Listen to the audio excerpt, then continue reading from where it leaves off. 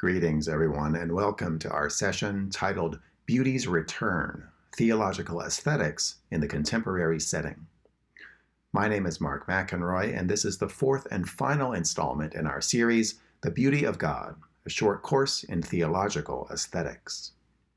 In this session, we present the response to modern views of beauty we treated last time, and we look in particular at the work of Hans Urs von Balthasar, who inaugurated the field of theological aesthetics as a corrective to the loss of beauty in modern theology. In addition to examining Balthasar's work, we look at other contemporary figures who have offered similar reflections on the nature of beauty, and we also treat the implications of Balthasar's aesthetics for two enterprises that have become somewhat controversial today, namely apologetics and evangelism. We begin with a word of introduction. Hans Urs von Balthasar is typically viewed as the most significant Catholic theologian of the 20th century, and his influence continues in the contemporary setting. He was born in 1905 in Lucerne, Switzerland, and his early life was consumed with music. In an autobiographical account, he speaks of the profound impression made on him at the age of 5 by Schubert's Mass in E-flat. He also reports being struck by the stunning beauty of the Jesuit church he frequented when he was young. During his secondary education, he developed his considerable musical talents at the Benedictine Abbey School in Engelberg, not far from Lucerne, and he went on to pursue the study of German literature for his doctorate. In short, Balthasar's formation was saturated in the arts. However, when he began his theological education, Balthasar was exposed to a way of studying theology that was deadly dull in his estimation. Most egregiously, his instructors made no reference to the rich, extensive reflections on beauty throughout the Christian theological tradition.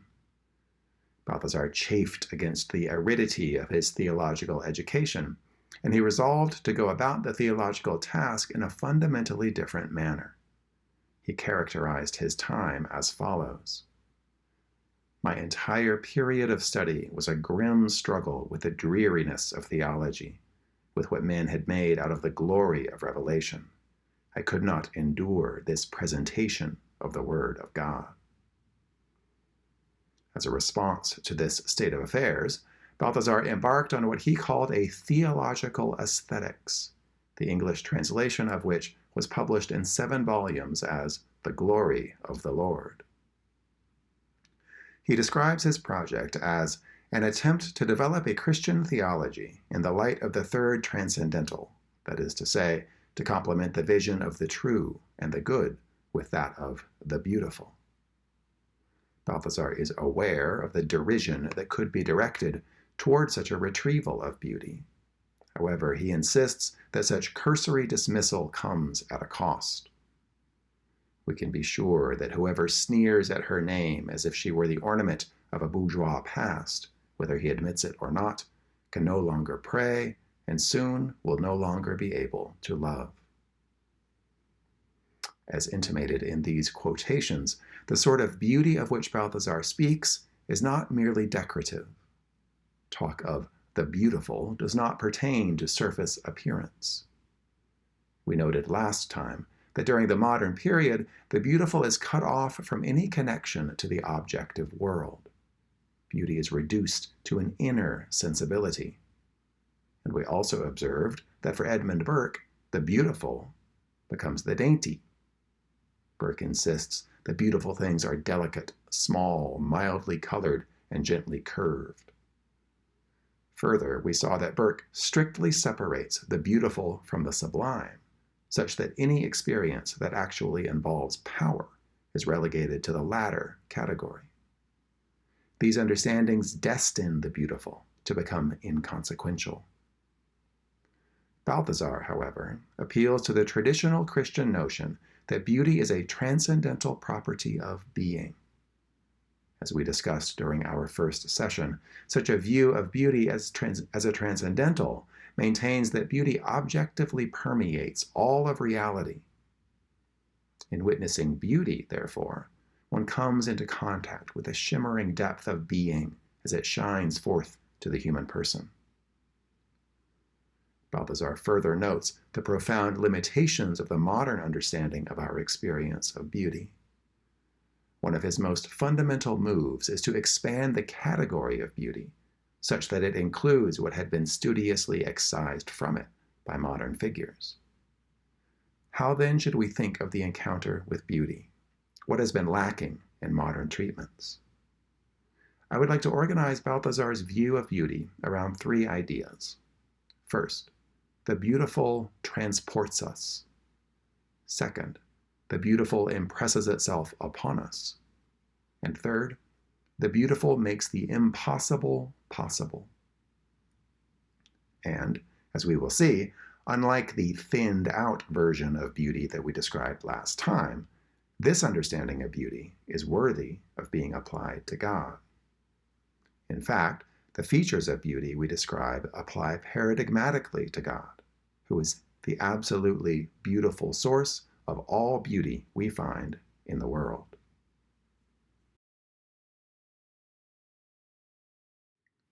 First, then, the beautiful transports us.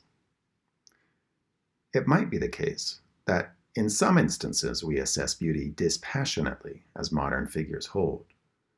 But such cool, self-possessed detachment simply does not occur in response to much of the beauty we encounter in the world.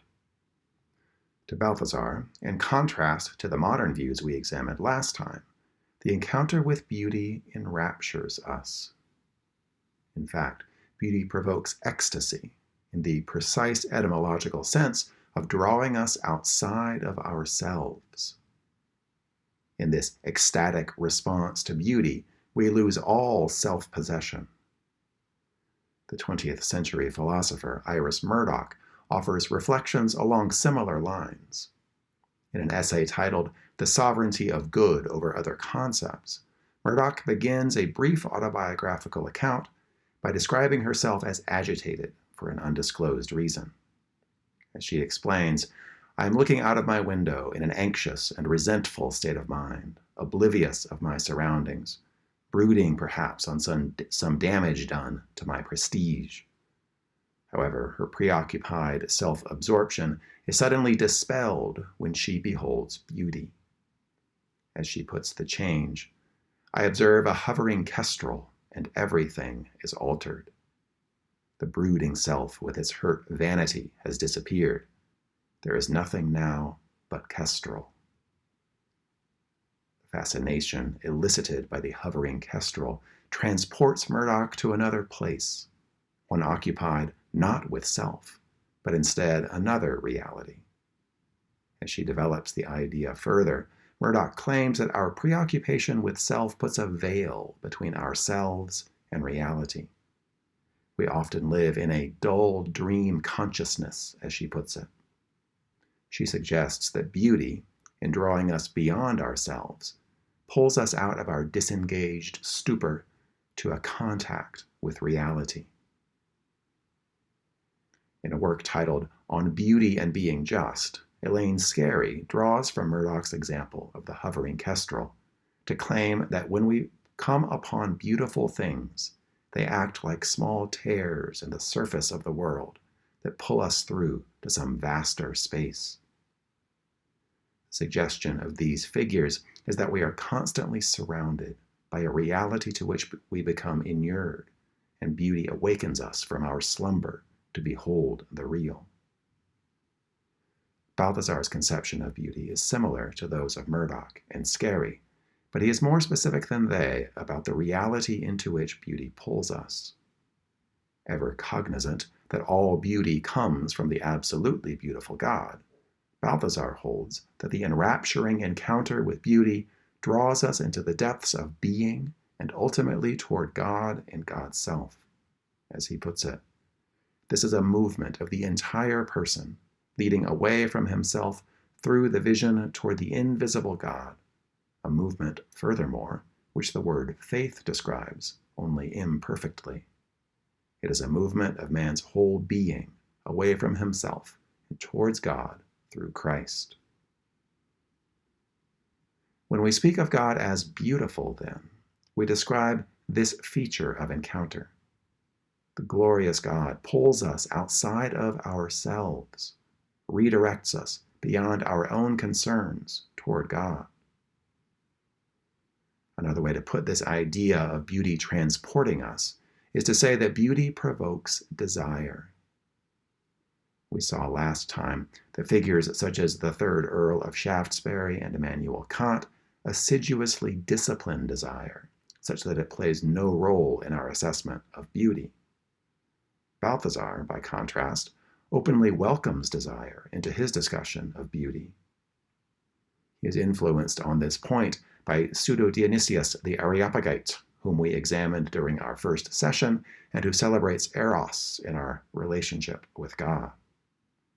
The reason has everything to do with our theme.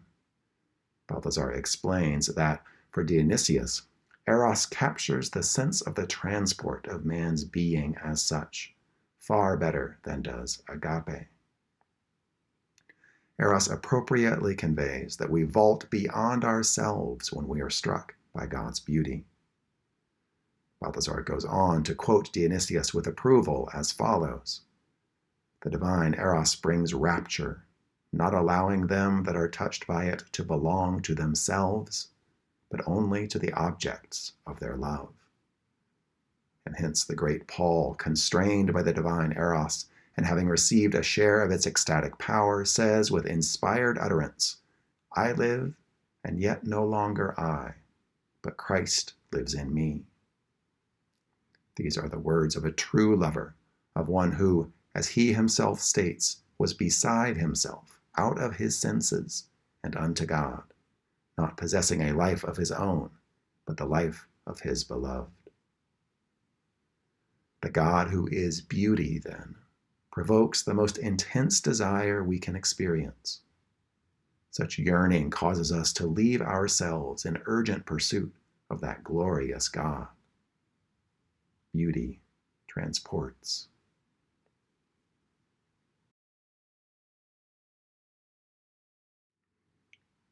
The second feature of beauty is related to the first. The beautiful impresses itself upon us. For Balthasar, it is not the case that we assess beauty. Instead, beauty makes a claim on us. Beauty provokes wonder, and in so doing, puts us on our heels. In the face of beauty, we experience a reversal of our usual approach to our experience. Ordinarily, we impose our own categories on our experience. We classify, we judge, we determine what things are and how we will act toward them. In the face of beauty, that activity ceases. We become acutely aware of how inadequate our usual approach is. Our experience cannot be easily classified. The fascination that accompanies beauty brings bewilderment. To Balthasar, we are not so much active as passive. We do not actively impose, we simply receive what is given. In response to beauty, we become pliable. One way to put it is to say that beauty does not politely inquire into what we can handle, and then give itself in proportion to our expectations and capacities. Instead, beauty completely disregards those expectations. It arrives as it will. Beauty shows up on its own terms. We find ourselves bereft of resources with which to categorize our experience. To appeal to Elaine Scarry once again, she expresses a similar idea in describing us as de-centered in the encounter with beauty. To Scarry, when we witness beauty, we willingly cede our ground to the thing that stands before us. Scarry astutely notes that we do not typically enjoy being de-centered in such an unceremonious manner. After all, we are told, in effect, that we are not as important as we think we are, that the world does not revolve around us, but around something else. And yet, there's something peculiar about beauty. In that case, we gladly suffer the relocation. we think we know how things work. Then beauty impresses itself upon us and tells us otherwise. Beauty restructures our experience. Our own preoccupations and concerns are pushed to the side. We do not set the terms for the encounter. Returning to Balthasar and taking our discussion in an overtly theological direction once again, when God is regarded as beautiful, we see the need for a similar reversal from active imposition to passive reception. This is a bit of a grand, sweeping statement, but much modern theology looks for ways in which the idea of God in general, and Christianity in particular, can be made credible for modern persons. In modernity, the presumption is that the human being stands at the center of things, and that only those claims that meet our standards for truth should be admitted as viable. If God is beautiful, however, then things change. The absolutely beautiful God does not submit to our efforts at classification. That God is not an object on which we impose our categories. Instead, God as beauty decenters us, moves us and our concerns aside. The beautiful God manifests to us in a manner that overwhelms our way of knowing, that demonstrates just how woefully inadequate our attempts at imposing categories are. Indeed, for Balthasar, regarding God as absolute beauty effects a total reversal in the way theology is done. It begins not with the human subject, but with the object, the appearing phenomenon which determines itself. The beautiful God cannot be contained.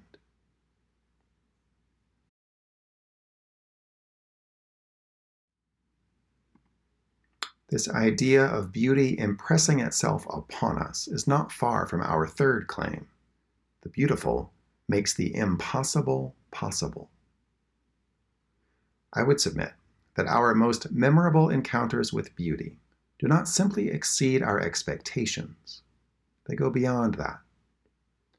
Truly stunning beauty presents us with something we had previously thought to be impossible. How many times have you beheld something beautiful and thought to yourself, I cannot believe it? Whether in an exquisite piece of music, a captivating painting, or an enthralling scene in the natural world, extraordinary beauty rises to a level that is, quite literally, inconceivable. One thinks one knows the range of possibilities for what music can do, what visual art can achieve, what the natural world can be like. And then a stunningly beautiful manifestation of one of those things shows one possibilities that could not be imagined. Intriguingly, too, our sense that those beauties cannot be is not actually alleviated by seeing that they are. Instead, in the very moment that we witness indisputable evidence that they are, we still cannot believe it. In the midst of beholding beauty, one cannot believe one's eyes. It should not be, yet it is. It is impossible, yet it stands before us. I would like to suggest that this idea that beauty makes the impossible possible instructs us helpfully when it comes to thinking about God. When we understand God as beautiful, and therefore as making the impossible possible, we begin to grasp that theological claims we might at first blush regard as impossible require reconsideration. The beautiful God has made seemingly impossible things actual, precisely because extraordinary beauty opens up a new sense of possibility. Aesthetic encounters do crucial work in expanding one's sense of what is reasonable. You might say it is not reasonable to think Mozart could have composed his great symphonies. The beauty they achieve is simply too exquisite to be imagined. and yet they came to be.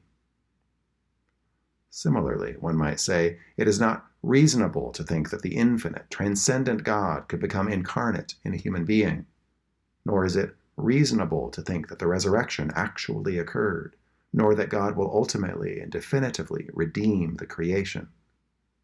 However, when God is regarded as beauty, and therefore as making the impossible possible, we realize that our own experience simply is not a trustworthy guide for saying whether such things can happen. Simply put, beauty exposes just how limited our sense of what is possible is, what is reasonable is, and it insists that we cede to another our position as arbiter of viable claims.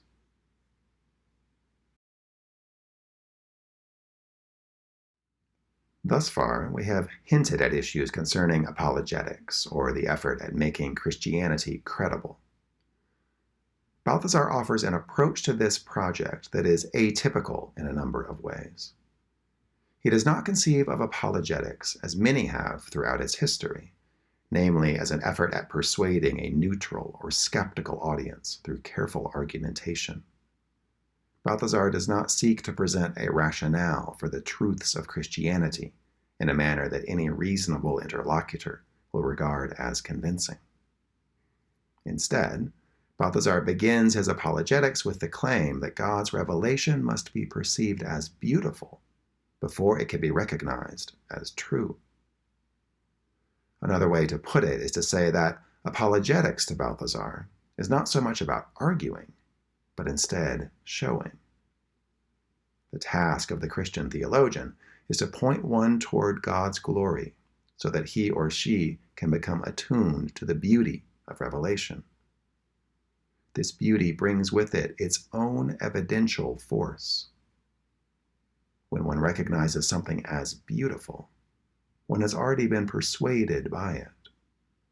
To see something as beautiful is to find it compelling and attractive. Questions of truth do not press on one in the midst of such rapture. Those concerns have been put to rest, almost without one even noticing. One therefore becomes persuaded that Christianity is credible precisely when one beholds the absolute enrapturing beauty of God. Apologetics thus resembles the appreciation of art in important ways. It involves learning to perceive in a manner that is closely attuned to the nuances of that which is displayed to the observer. Just as the subtleties of great art can be lost on the untrained eye, God's glorious revelation can be easily missed. It requires, in fact, a form of human perception that exceeds the physical altogether.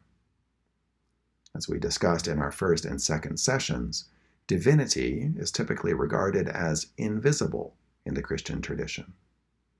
If one is to perceive the invisible divine, Balthasar holds that one needs spiritual senses for the task.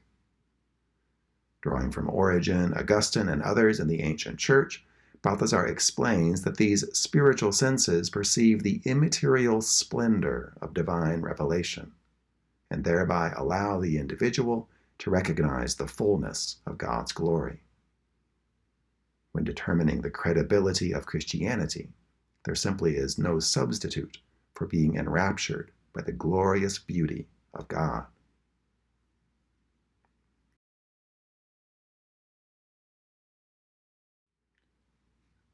Now, I recognize that evangelism is not the most comfortable topic for many today.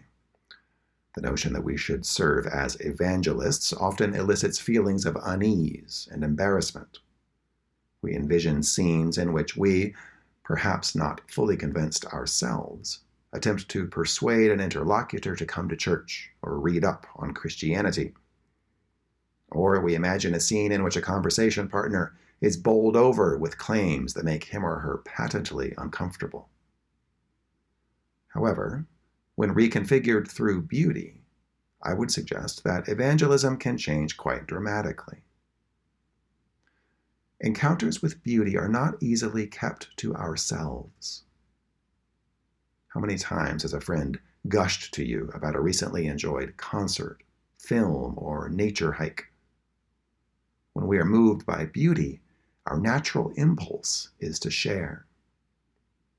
We do so not only out of our own enthusiasm, but also out of a confidence that our interlocutor will benefit if he or she beholds the beauty we just witnessed. If we regard God as beautiful, then, we can imagine sharing aspects of our relationship with God, not with the halting, awkward cadence of one following a script not one's own, but instead out of uncontainable passion produced by that aesthetically charged encounter with God. We can imagine gushing out of a deep conviction that cultivating relationship with the God of beauty will benefit those with whom we speak. We have come a long way in this short course. We began with views of beauty in the ancient church, after which we noted how beauty plays out concretely during Byzantine iconoclasm. We then turned to the decline of beauty in modernity, and we have today discussed some of the ways in which beauty has come roaring back in contemporary theology. We should note that Balthasar's project of a theological aesthetics has inspired a large number of theologians today to compose theological aesthetics of their own, which bodes well for the continued development of ideas about God and beauty. Thank you for watching.